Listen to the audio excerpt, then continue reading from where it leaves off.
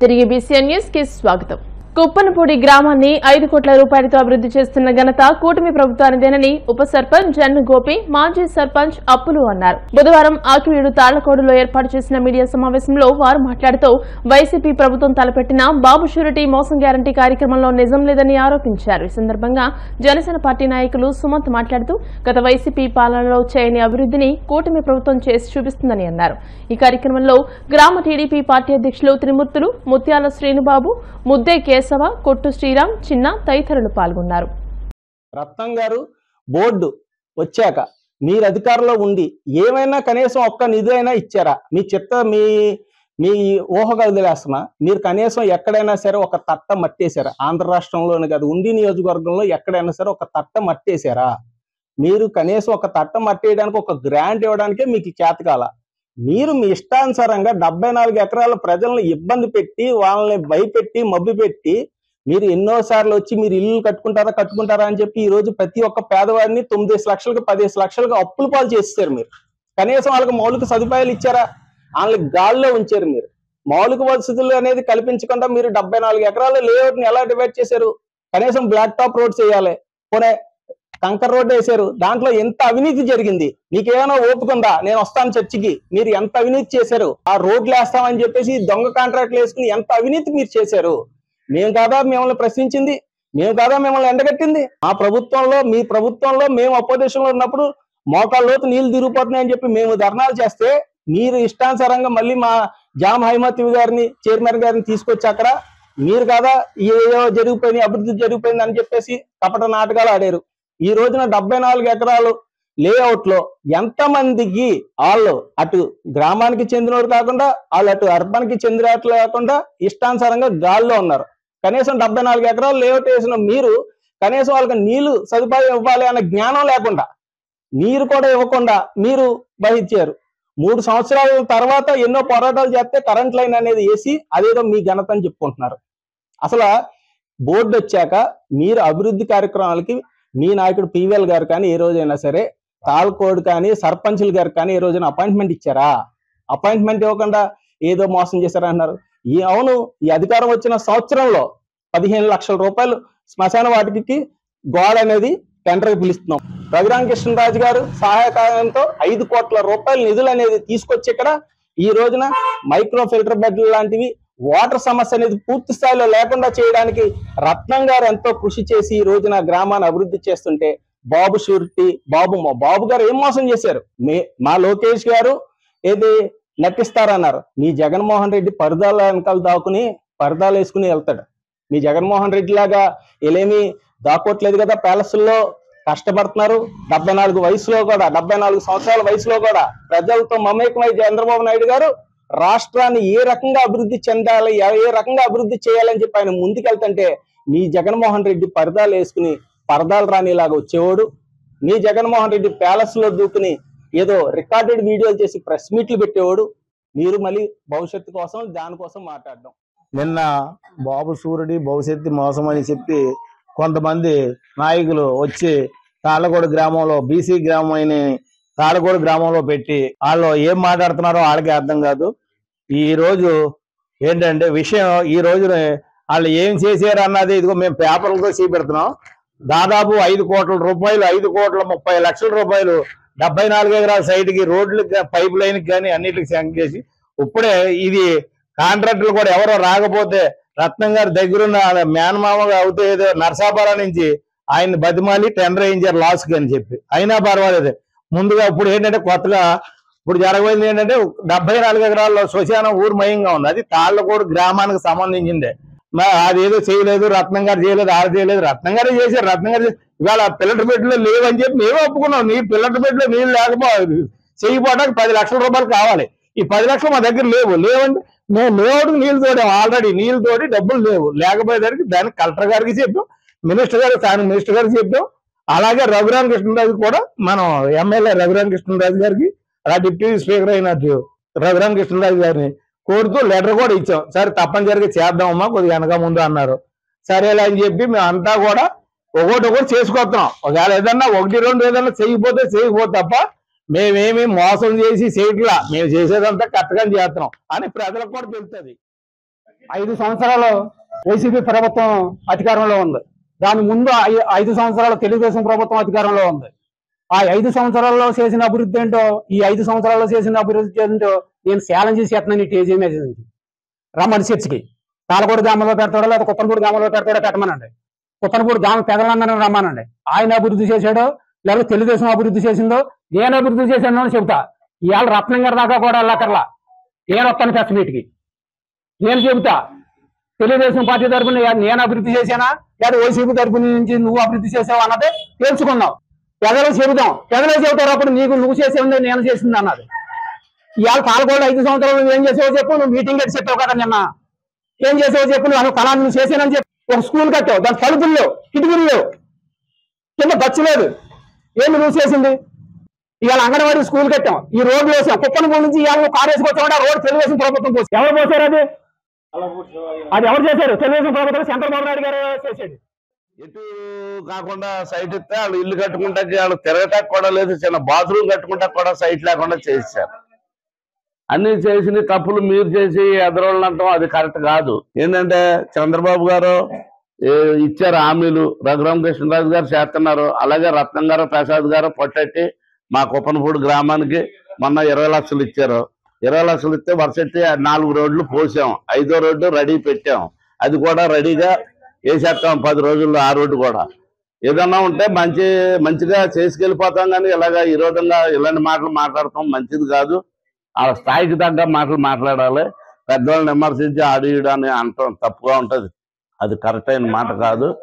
ఏంటంటే ఇప్పుడు మాట్లాడేటప్పుడు మనం నిదానించి మాట్లాడాలి. ఒకళ్ళు తప్పుగా మాట్లాడితే మనల్ని 10 తిడతారు, మనం 1 తిడితే ఎదురుగా మనల్ని 10 తిడతారు. ఆ మాట్లాడే విధానం నేర్చుకుని మాట్లాడుకుంటాం మంచిది.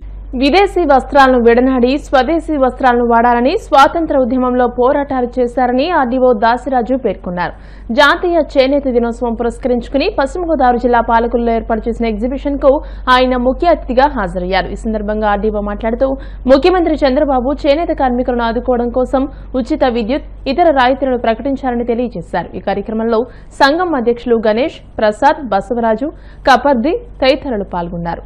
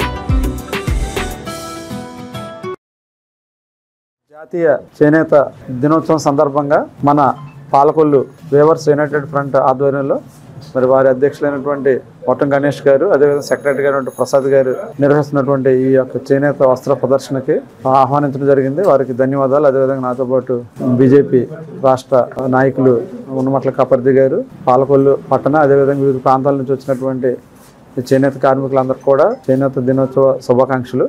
మరి మనం ఎంతో ఉన్నతమైన ఆశయంతో మొదలెట్టడం జరిగింది ఈ కార్యక్రమాన్ని. మన స్వదేశీ ఉద్యమంలో భాగంగా అందరూ కూడా మన విదేశీ వస్త్రాలని బహిష్కరిస్తూ స్వదేశీ వస్త్రాలని మనం వాడాలని చెప్పి మనకి సహాయ నిరాకరణ ఉద్యమంలో భాగంగా ఇది ప్రారంభించడం జరిగింది. స్వాతంత్ర దినోత్సవం కాలంలో, స్వాతంత్ర పోరాట సమయంలో మనకి చేపట్టారు దీన్ని. అప్పటి నుంచి అనేక ప్రస్తుతం ఈ పరిస్థితిని కొంత వెనకబడిందని చెప్పొచ్చు చేనేత వాడకం అన్నది.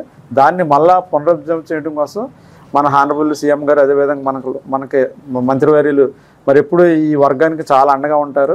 లేటెస్ట్గా కూడా మనకి హానరబుల్ సీఎం గారు నిన్న క్యాబినెట్లో డిక్లేర్ చేయడం జరిగింది. మనకి చేనేత కార్మికులకి 25,000 రూపాయలు ఆర్థిక సహాయం, పవర్ లూమ్స్కి ఉన్న చోట 500 యూనిట్ల వరకు, అదే మామూలుగా చేతి మగ్గాలు ఉన్న చోట 200 యూనిట్ల వరకు కూడా ఉచితంగా విద్యుత్ అందించడానికి ఏర్పాట్లు చేశారు. మరి చాలా ఇది జిఎస్టీ కూడా కన్సెషన్ వీళ్ళకి ప్రభుత్వం భరించే విధంగా ఏర్పాట్లు చేయడం జరిగింది.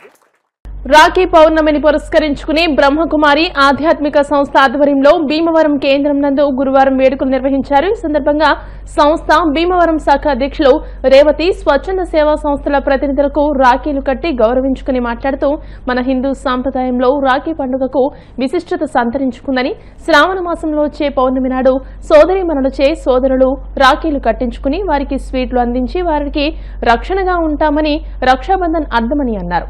ఈ సందర్భంగా జరిగిన కార్యక్రమంలో వేదికపై మానవతా సంస్థ భీమవరం శాఖ చైర్మన్ బుద్ధరాజు వెంకటపతిరాజు, అధ్యక్షులు Chintalapati Ramakrishna Raju, executive member Allu Srinivas, Inner Wheel club అధ్యక్షురాలు నరహరిశెట్టి రూపవాణి, యునైటెడ్ కాపు వనితా క్లబ్ అధ్యక్షురాలు మెంటే అమ్ములు రాఖీ పౌర్ణమి విశిష్టతను తెలియజేశారు. ఈ కార్యక్రమంలో బ్రహ్మకుమారి సంస్థ సభ్యులు పాల్గొన్నారు. భావాలు నెలకొంటాయి అన్నమాట. కాబట్టి రక్షాబంధనం అనేది ఒక పవిత్రమైన సోదర సోదరీల యొక్క సంబంధాన్ని నెలకొల్పేటటువంటి పవిత్రమైనటువంటి పండగ.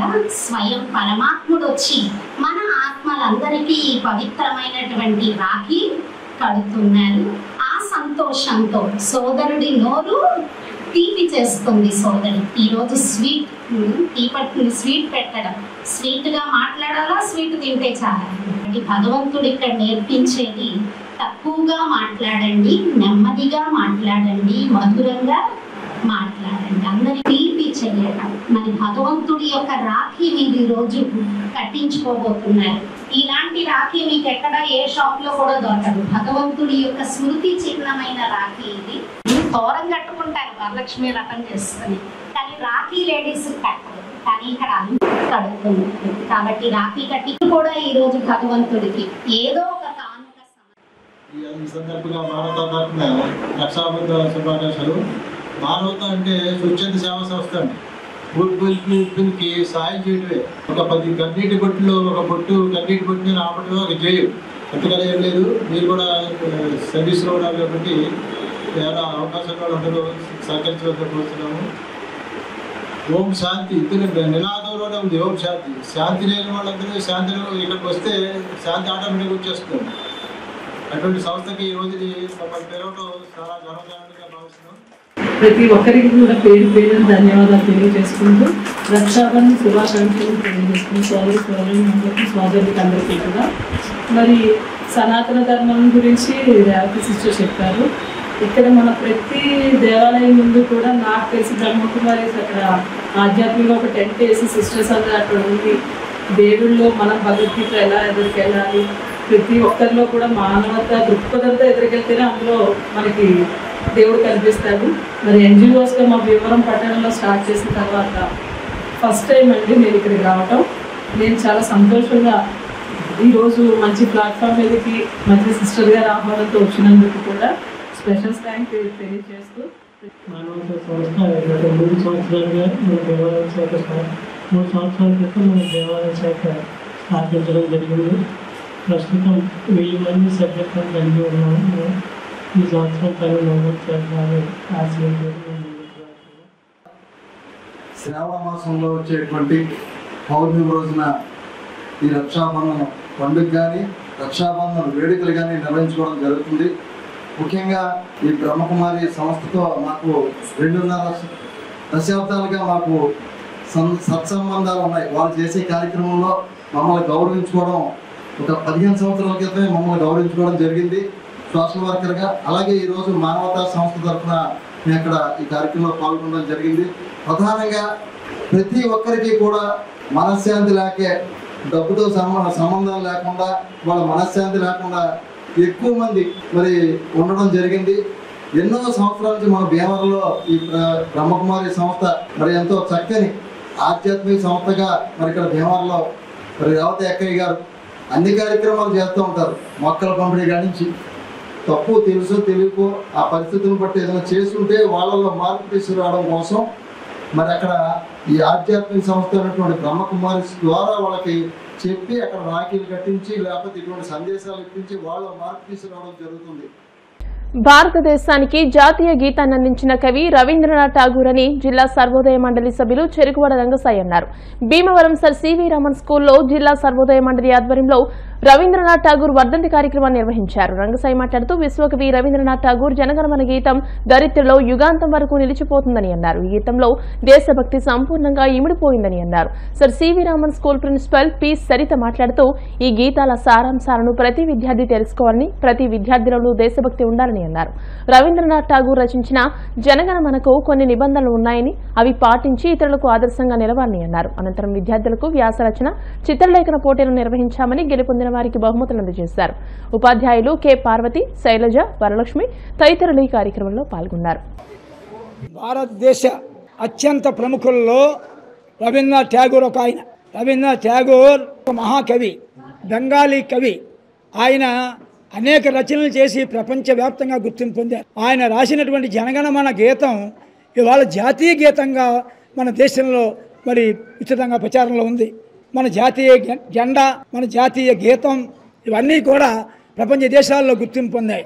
అటువంటి విశ్వకవి రవీంద్రనాథ్ ఠాగూరు జయంతిని ఇవాళ సర్ సివి రామన్ స్కూల్లో విద్యార్థులు ముక్త కంఠంతో జనగణమన పాడుతూ దేశభక్తి నిరూపిస్తున్నారు. విద్యార్థులందరికీ కూడా ధన్యవాదాలు తెలియజేసుకుంటున్నాం. ఈరోజు మా సివి రామన్ స్కూల్లో రవీంద్రనాథ్ ఠాగూర్ యొక్క జయంతి ఉత్సవాలు జరుగుతున్నాయండి. ఈరోజు అందులో భాగంగా ఈరోజు మా పిల్లలకి అనేక కాంపిటీషన్స్ కూడా పెట్టడం జరిగింది. ఇందులో ఉత్తీర్ణైన వాళ్ళకి ఫస్ట్, సెకండ్, థర్డ్ ప్రైజెస్ కూడా డిస్ట్రిబ్యూట్ చేయడం జరిగింది. విశ్వకవి రవీంద్రుని గురించి చెప్పాలంటే చాలా ఉంది. ఆయన మహా గొప్ప సాహిత్యవేత్త. ఆయనకి 1913లో గీతాంజలి రచించినందుకు గాను 1913 ఆయనకి మొట్టమొదటిసారిగా నోబెల్ బహుమతి రావడం జరిగింది. అంతేకాదు ఈయన శాంతినికేతన్ ఒక స్కూల్ నిర్మించి అందులో అనేక మంది విద్యార్థులకి చదువు చెప్పడం కూడా జరిగింది. అయితే ఈ జాతీయ గీతం జనగణమన అనేది మన భారతదేశానికి చాలా ముఖ్యమైనది, నేషనల్ యాంథమ్. సో మన భారతదేశానికి గౌరవం తీసుకొచ్చిన దాంట్లో, చెప్పుకోదగిన దాంట్లో జనగణమన ఒకటి. ఈ కార్యక్రమాన్ని ఈరోజు మా స్కూల్లో నిర్వహించినందుకు చాలా సంతోషిస్తున్నాము.